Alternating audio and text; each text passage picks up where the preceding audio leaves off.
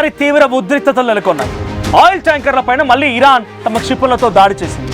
ఈ దాడిలో ఒక నౌక పూర్తిగా మంటలో చిక్కుని ఆ సముద్రంలోనే మునిగిపోగా ఈ దాడి తీవ్రత మరో నౌకపై పడింది. దీంతో రెండు నౌకలు కూడా పూర్తిగా దెబ్బతినిపోయాయి. రెండు చమర్ నౌకలు కూడా ధ్వంసం అయిపోయాయి. అయితే దాడికి గురైనటువంటి నౌకలు ఏ దేశానికి చెందినవనే దానిపైన ఇంకెటువంటి క్లారిటీ లేదు. సిబ్బంది ప్రాణాలతో ఉన్నారా లేదా వివరాలు లేదా ఇంకేదైనా జరిగిందనే వివరాలు కూడా ఇంకా సమాచారం రావడం లేదు. హార్ముజ్ జలసంధిలో ఉన్నటువంటి మార్గాలపైన ఓమన్తో వైపు అమెరికా చర్చలు జరుపుతోంది. ఇరాన్ ఈ సమయంలో దాడులు చేయడం ఒక్కసారిగా షాక్ గురి చేసింది. ఇరాన్ పెద్ద ఎత్తున ఈ దాడులకు పాల్పడుతోంది. ఒకసారి సీక్వెన్స్ ఆఫ్ ఈవెంట్స్ అసలు ఏం జరుగుతుంది అక్కడ, ఆ సీక్వెన్స్ ఆఫ్ ఈవెంట్స్ మీకు చెప్పే ప్రయత్నం చేస్తా. ఫస్ట్లీ స్ట్రైట్ ఆఫ్ హార్ముజ్ నుంచి ఎటువంటి నౌకను వెళ్ళనివ్వము, ఇది ఇరాన్ చెప్తున్నమాట. సో అనుకున్నట్టుగా ఎటువంటి నౌకలు వెళ్ళనివ్వడం లేదు. రోజు రోజుకి దీని తీవ్రత చాలా భయంకరంగా మారుతోంది. స్ట్రైట్ ఆఫ్ హార్ముజ్ మొత్తాన్ని కూడా ఆ రకంగా క్లోజ్ చేసి ఉంచడంతో ఎటువైపు నుంచి కూడా అటు నౌకలు రానివ్వడానికి వీలు లేకపోవడంతో కూడా కొంత ఉద్రిక్తత పరిస్థితులు నెలకొన్నాయి. రాకపోకలు పూర్తిగా అంతరాయం కలుగుతోంది. మహా అయితే రోజుకి ఒకటి లేదా రెండు నౌకలు మాత్రమే అటు ఇటుగా దాటగలుగుతున్నాయి. ఇకపోతే ఓమన్ రెడ్ సీ వైపుగా చూద్దాం. యెమెన్స్ రెడ్ సీ వైపుగా చూద్దాం. రెడ్ సీ వైపు చూస్తే కూడా ఇక్కడ బాబెల్ మండిని పూర్తిగా హౌతీలు తమ కంట్రోల్లోకి తీసుకునే ప్రయత్నం చేశారు. మొన్న ఈ మధ్య భారత నౌకపై కూడా అటాక్ జరిగింది. మీకు తెలిసిందే, రెడ్ సీలో ఒక భారత నౌకపై అటాక్ జరిగింది. ఇటు హౌతీలే డైరెక్ట్గా సౌదీపై అటాక్ చేస్తున్నారు. ఆరామ్కో ఆయిల్ రిఫైనరీపై అటాక్ చేశారు. ఇవన్నీ జరుగుతూ ఉన్నాయి. ఇదే సమయంలో అటు ఓమన్స్తో అమెరికా చర్చలు జరుపుతోంది. సో తమ జల సంబంధించినటువంటి హక్కులపైన ఏ రకంగా మనం ముందుకెళ్ళాలి, ఏంటి, ఎలా వెళ్తే బాగుంటుంది, జలసంధి మార్గాలపైన ఓమన్తో అమెరికా చర్చ జరిపిస్తుంది. అంటే ఇరాన్ యొక్క ప్రమేయం లేకుండా మనం ఈ ఓమన్ డెఫినెట్గా కూడా 32 కిలోమీటర్ 33 కిలోమీటర్ల జలసంధి ఉంది. దానికి ఈక్వల్ రేషియోలో కొంత ఓమన్కి అండ్ ఇరాన్కి హక్కులు ఉన్నాయి. సో ఓమన్తో చర్చలు జరపడం వెనుక ఉద్దేశం ఏంటంటే ఇరాన్ యొక్క జల మార్గంలోకి మనం వెళ్లకుండా, వాళ్ళ హక్కుల్లోకి వెళ్లకుండా ఓమన్ వైపు నుంచి మనం ఏదైనా స్ట్రైట్ ఆఫ్ హార్ముజ్ని ఓపెన్ చేయించవచ్చు అనే కోణంలో అమెరికా చర్చలు జరుపుతున్నట్టుగా ఉంది బహుశా. ఇదే సమయంలో దక్షిణ ఇరాన్ పైన, సౌతర్న్ ఇరాన్ పైన MQ-9 అనేటువంటి ఒక డ్రోన్, అమెరికాకు సంబంధించిన డ్రోన్ చక్కర్లు కొడుతుందంట. సో దీన్ని గమనించినటువంటి IRG సిబ్బంది దాన్ని కూడా పూర్తిగా పేల్చివేశారు. MQ-9 అనేటువంటి డ్రోన్, అమెరికాకు సంబంధించిన డ్రోన్ పూర్తిగా పటాపంచలు అయిపోయింది, పేలిపోయింది.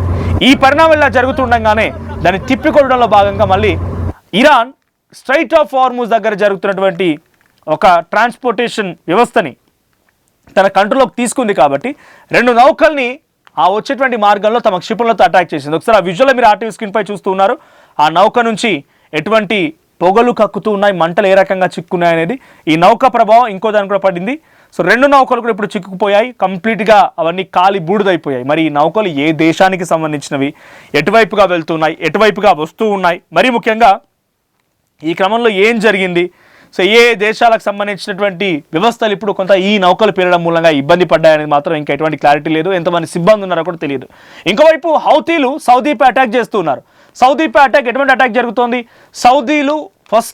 సౌదీ ఏం చేసింది, అలీ ఖమేనీ యొక్క అంత్యక్రియలకు వెళ్ళి వస్తున్నటువంటి ఒక విమానాన్ని సదా ఇంటర్నేషనల్ ఎయిర్పోర్ట్ పైన ల్యాండ్ అవ్వకుండా అడ్డుకుంది.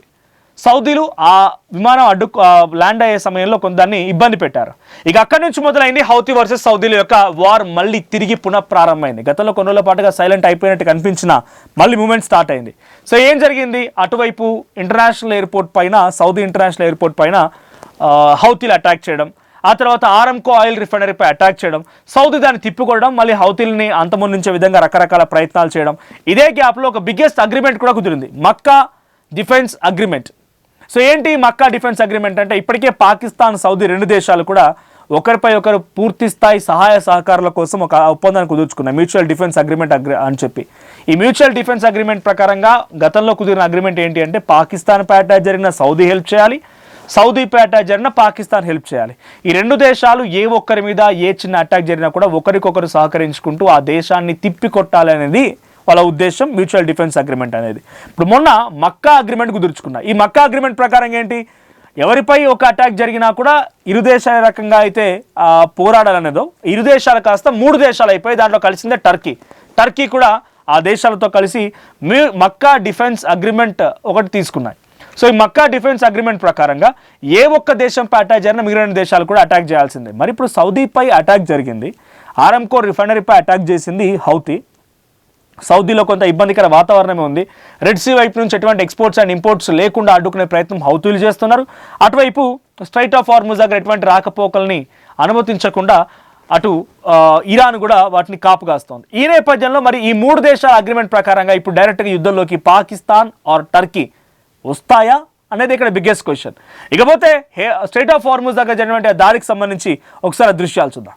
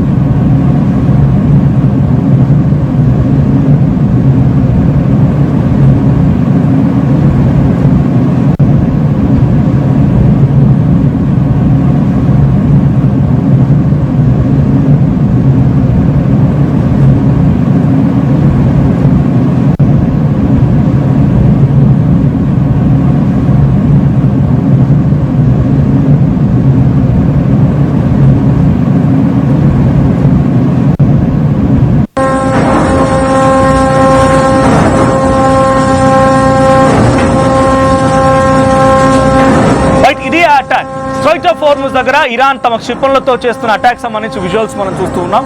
2 నౌకలపై అటాక్ చేసింది. ఆ నౌకలు పూర్తిగా కూడా కాలి బూడిదైపోయాయి. సో ఇంకోటి చాలా దెబ్బతినింది. అయితే దీంట్లో ఎంతమంది ఉన్నారు, వారిని రక్షించారా లేదా, సిబ్బంది సంగతి ఏంటి, ఆ నౌక ఏ దేశానికి సంబంధించింది, ఏ దేశపు జెండాతో వస్తుంది, నౌక ఏంటనేది పూర్తి క్లారిటీ లేదు ఇంకా కూడా. కానీ ఇరాన్ చేస్తున్నటువంటి దాడికి మాత్రం డెఫినెట్గా అమెరికా తిప్పికొట్టే అవకాశం అయితే ఉంది. స్ట్రైట్ ఆఫ్ హార్ముజ్ని కంప్లీట్గా తమ కబంధ హస్తాల మధ్యలో పెట్టుకొని ఎటువంటి రాకపోకలు లేకుండా.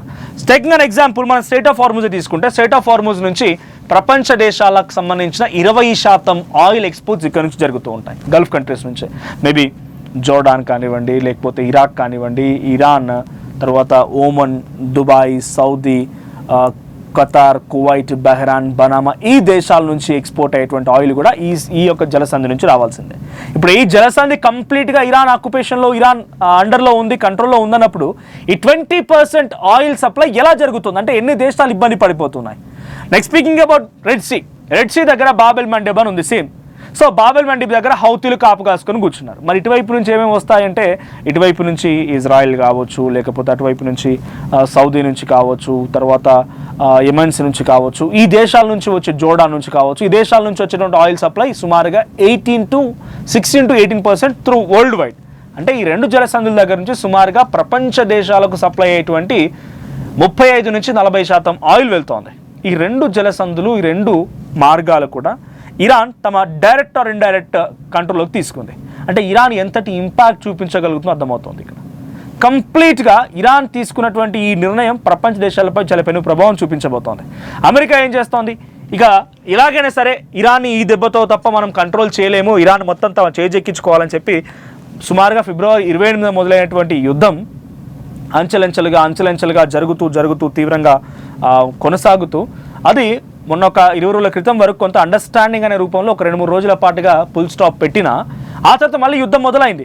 సో ఇప్పుడు మళ్ళీ యుద్ధం జరుగుతూనే ఉంది. డైరెక్ట్గా మిసైళ్ళు ఏ రకంగా పడుతూ ఉన్నాయో ఇరాన్కి సంబంధించినటువంటి ఆ మిసైల్ ఇప్పుడు మనం లేటెస్ట్ అప్డేట్ ప్రకారంగా ఆ నౌకలపై పడ్డ తీరును అర్థం చేసుకోవచ్చు యుద్ధం ఏ రకంగా జరుగుతుందనేది.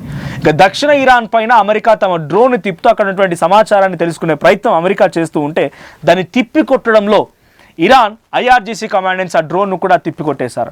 ఇంకోవైపు సౌదీ కూడా పాకిస్తాన్, టర్కీలతో మక్కా డిఫెన్స్ అగ్రిమెంట్ని కుదుర్చుకోవడం, ఇలా 1-2 ఇన్ని రకాల పరిణామాలు ఆ దేశాల చుట్టే జరుగుతున్నాయి.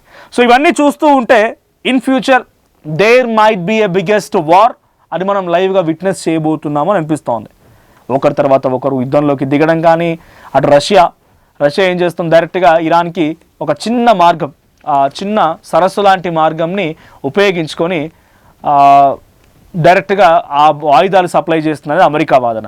ఇక చైనా కూడా ఒక మార్గాన్ని ఎంచుకుంది, పాకిస్తాన్ మీదుగా ఇరాన్కి సహాయ సహకారాలు అందించడానికి అనేది ఇంకొక చర్చ. ఇలా ఒకటా రెండా ఇన్ని దేశాలు యుద్ధంలోకి దిగి ఒకదానికొక డైరెక్ట్గా యుద్ధంలోకి దిగడం కానీ ఇండైరెక్ట్గా ఆయుధాలు సమకూర్చడం కానీ ఇవన్నీ పరిణామాలు చూస్తుంటే రోజు రోజుకి యుద్ధం తీవ్రత ఎటువైపు వెళ్తుందో అనేటువంటి ఆందోళన అయితే కలుగుతోంది. సో ప్రపంచంలో మరొక బిగ్గెస్ట్ వార్ రాబోతోందా అనేటువంటి, అంటే ఎవరు ఇంతవరకు చూడనటువంటి ఒక భయంకరమైన మూడో ప్రపంచ యుద్ధానికి దారి తీయబోతుందా అనేటువంటి సందేహాలు కూడా కలుగుతూ ఉన్నాయి. సో ఇప్పుడు మరో 2 నౌకలపై ఇరాన్ అటాక్ చేయడం మరి అమెరికా ఏ రకంగా తిప్పికొడుతుంది, అమెరికా వైపు నుంచి ఎటువంటి రియాక్షన్ వస్తుంది, ఇంతకీ ఆ 2 నౌకలు ఏ దేశానికి సంబంధించడం అనేది ఇరాన్ అఫీషియల్గా విడుదల చేస్తుందా లేదా, ఎటువంటి అప్డేట్స్ ఉంటాయో చూడాలి.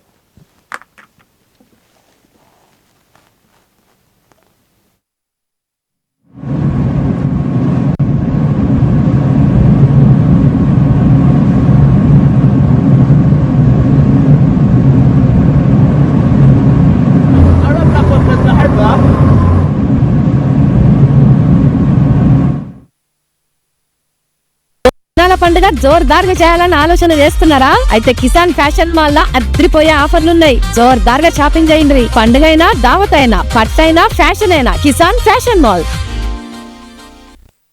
టోర్నమెంట్ ముందు పెయింట్ ఎలా చేస్తాం?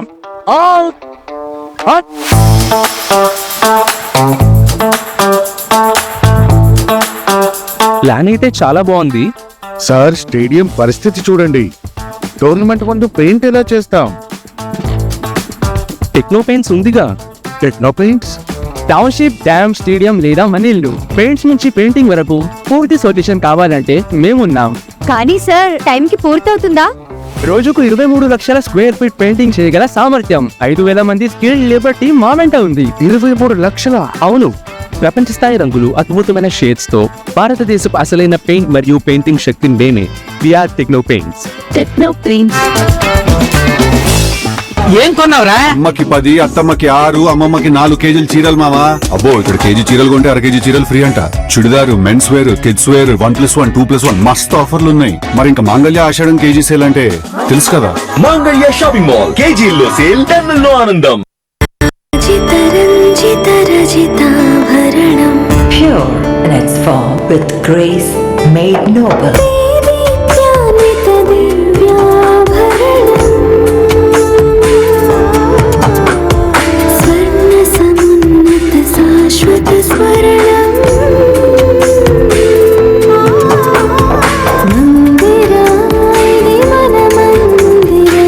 Mandira Premium Silver Jewelry by Manipali. నమస్కారం, నేను మీ అనసూయ భరద్వాజ్. ఆషాఢ మాసం సందర్భంగా మన కాసం ఫ్యాషన్స్ ఏపీ అండ్ తెలంగాణలోని 24 స్టోర్స్ లో సరికొత్త ఆఫర్స్ తో మీ ముందుకు వస్తుంది. అంతేకాదంలో ఈ ఆషాఢ మాసంలో మన ప్రత్యేకత, కిలో చీరలు కొనండి, 1/2 కిలో చీరలు ఉచితంగా పొందండి.